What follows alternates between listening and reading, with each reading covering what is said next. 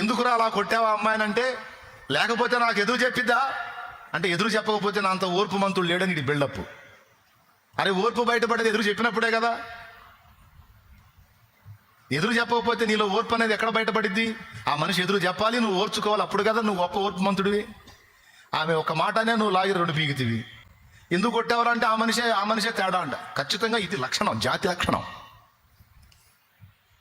మనుష్య జాతి లక్షణం కవరింగ్.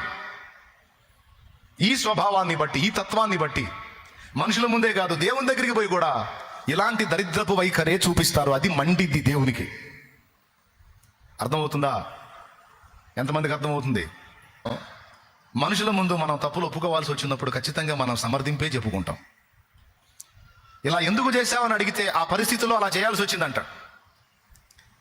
ఇలా ఎందుకు చేశావంటే, నాదేముంది, అవతల వ్యక్తి అలా చాలా ఇది చేశారు, నేను బెండ్ అయిపోయాను, మరి నా ఎవడైనా అంతే అంట.